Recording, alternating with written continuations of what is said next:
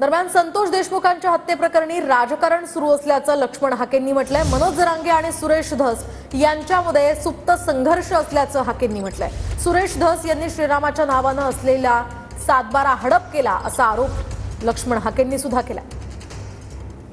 एकूणच धनंजय मुंडेंच्या समर्थनार्थ कुठेतरी हाके बोलत आहेत का अशी चर्चा आता सुरू झालेली आहे। एकूणच जरांगे या ठिकाणी बीडमधील हत्येप्रकरणी आक्रमक झालेले आहेत। त्या सगळ्या पार्श्वभूमीवर आता लक्ष्मण हाकेंनी ही वक्तव्य केलेली आहेत। सुरेश धस यांनी श्रीरामाच्या नावानं असलेला सातबारा हडप केल्याचा आरोप सुद्धा लक्ष्मण हाकेंनी या ठिकाणी केलाय।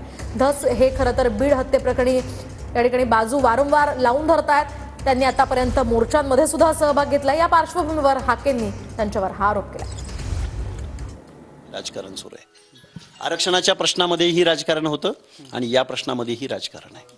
म्हणून निदर्शन आम्ही करतो आहोत। जरांगे त्यांनी माझी गादीच झाली काय अशा मूडमध्ये होते। त्यांनी बॅनरवरती फुले शाहू आंबेडकरांचा बॅनर सुद्धा उतरवायला लावला। म्हणजे ह्या अस्वस्थतेपोटी आता त्यांचा स्टेटसला कोण ठेवत नाहीत फोटो बिटो, आता ते अण्णांचा ठेवतायत। त्यामुळं ते अस्वस्थ आहेत आणि त्या दोघांमधला हा एक सुप्त संघर्ष आहे। अण्णाला स्कोअर सेट करायचा आहे राजकारणातला। अण्णा काय स्वर्गीय संतोष देशमुखांची हत्या झाल्यावर ऍक्शन मोडमध्ये नाही आले। अण्णा रिझल्ट लागल्या लगेच गुलालातच ऍक्शन मोडवर आलेले होते। प्रभू रामचंद्राला प्रमाण मानणारा भाजप, त्याच प्रभू रामचंद्राची जमीन हडप करणारा तुमचा लोकप्रतिनिधी। प्रभू रामचंद्राची जमीन, ज्या सातवाऱ्यावर प्रभू रामचंद्राचा शंभू महादेवाचा नावावर जो उतार आहे, तो उतारा हडप करणारा माणूस,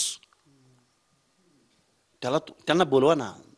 काय माहितीये बाबा, सांग, आम्ही कारवाई करायला तयार आहोत।